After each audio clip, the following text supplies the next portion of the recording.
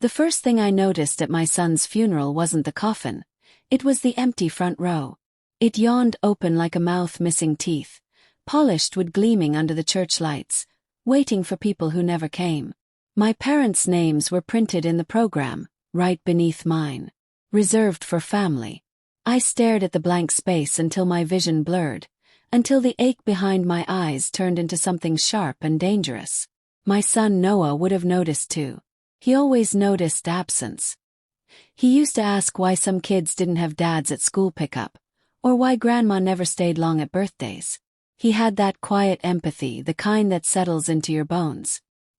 He was only 17 when the accident took him. One stupid rainy night, a drunk driver, a phone call that split my life into before and after. I stood at the pulpit with trembling hands, the weight of grief pressing so hard on my chest I could barely breathe. The smell of lilies made me nauseous. My husband, ex-husband technically, sat 2 rows back, stiff as stone. His jaw clenched like he was holding in something poisonous. We hadn't spoken much since Noah died. Grief had turned our marriage into a minefield. Every word felt like a potential explosion.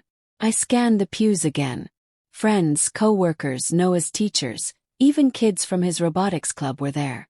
His coach cried openly. But my parents, Margaret and Thomas Hale, were nowhere to be seen. They hadn't even called. I delivered the eulogy on autopilot, my voice sounding like it belonged to someone else.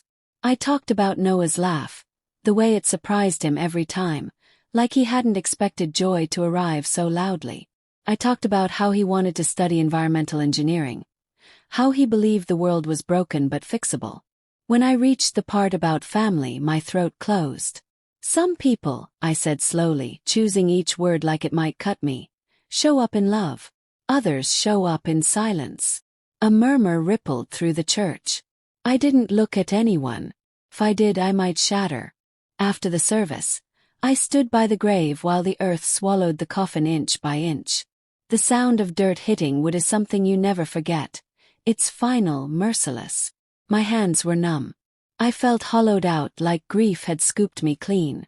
That night, after everyone left, I sat alone in Noah's room. His hoodie still smelled like detergent and the faint citrus soap he liked. I pressed it to my face and broke down, sobbing so hard I thought my ribs might crack. That was when my phone buzzed. I'm calling. For a split second, hope flared, stupid, desperate hope. Maybe something had happened. Maybe they'd been stuck somewhere, sick, in an accident. Maybe this was an apology, raw and late but real. Answered. You didn't save us a seat, my mother said coldly, no greeting, no sympathy. Your aunt told me the church was packed.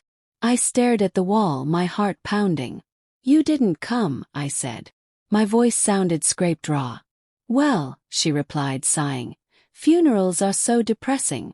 And your father's blood pressure.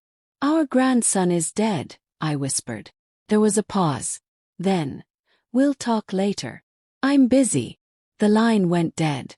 I didn't scream. I didn't cry. Something inside me went very still, like ice forming over deep water. 3 days later, a letter arrived from their attorney. It mentioned Noah's trust fund, $850,000, set up by my late grandfather, legally ironclad, intended solely for Noah's education and future. And at the bottom, one chilling sentence. In light of unforeseen circumstances, the family requests a discussion regarding reallocation of funds. My sister's wedding date was circled in red ink.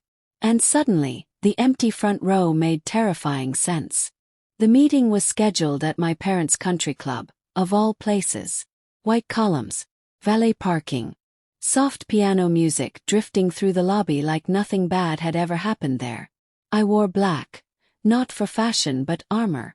My sister Claire arrived late, as always, gliding in with glossy hair and a diamond engagement ring that could blind a pilot. She hugged our mother dramatically, whispering something that made Mom smile. Neither of them looked at me. My father cleared his throat. Let's keep this civil. I laughed. It burst out of me, sharp and humorless. You skipped your grandson's funeral, I said. But you can make time for brunch. Claire frowned. Don't be like that. This is hard for all of us. For you. I snapped, my hands shaking. You didn't even send flowers. She crossed her arms. I was grieving in my own way. My mother leaned forward, lips pursed. Noah won't need the money now, she said plainly. And Claire's wedding is very important. Family should support family. The words hit me like a slap. That money was his, I said. Not yours. Not hers. My father sighed, rubbing his temples. Legally, the trust can be reconsidered. With cooperation. And if I don't cooperate? Yes. Silence. Then my mother smiled. A thin, familiar smile I'd known my whole life. Then we'll contest everything. We'll drag it out. Dress you. You already look fragile. Something snapped. I stood up so fast my chair scraped the floor. You think my grief is a weakness, I said quietly. But it's the only reason I've held back. Claire scoffed. You're being dramatic. I leaned toward her, meeting her eyes. You want his money. Say his name. She opened her mouth. Closed it. I left without another word. That night I called the trustee directly. A man I barely remembered, my grandfather's old friend. He listened in silence as I explained everything. When I finished, he said, Your grandfather anticipated this. He told me there was a clause, a contingency activated in the event of Noah's death before age 25. The funds didn't revert to the family. They transferred. Me. Sole discretion. Sole authority. I sank onto the floor, sobbing. Not from sadness, but from something dangerously close to relief. But relief didn't last. Because the next morning my parents' lawyer filed an injunction. And my phone filled with messages. You're tearing this family apart. Your sister deserves happiness. Don't punish us for one missed day. I stared at the screen, numb, realizing something horrifying. They didn't miss the funeral. They chose not to come. And now they were choosing to hurt me again. But this time I wasn't the obedient daughter anymore. I was a mother with nothing left to lose. The court battle lasted 6 months. 6 months of depositions, character assassinations, and watching my parents paint themselves as loving grandparents in tailored suits. Claire cried on the stand. Perfectly timed tears.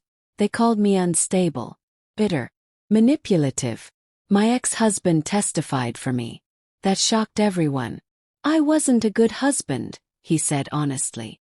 But she was a phenomenal mother. And Noah was everything to her. When the ruling came down, the judge didn't hesitate. The trust was mine. Not a dollar went to my parents. Not a cent to Claire. Outside the courthouse my mother hissed. You'll regret this. I looked at her and felt nothing. I already buried my regret, I said. Next to my son. Cut contact completely. With the money, I didn't buy a house. I didn't take revenge vacations or throw it in anyone's face. I built something. The Noah Hale Foundation.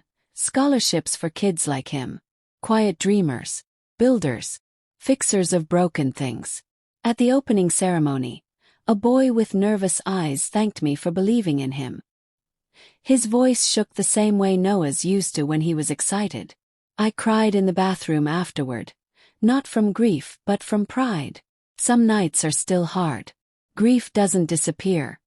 It changes shape. But I'm no longer drowning in it. I learned that family isn't blood, it's presence. And when my sister's wedding photos appeared online, lavish and hollow, I didn't feel anger. Felt free. Because while they chased a ceremony, I built a legacy. And my son's name will outlive us all.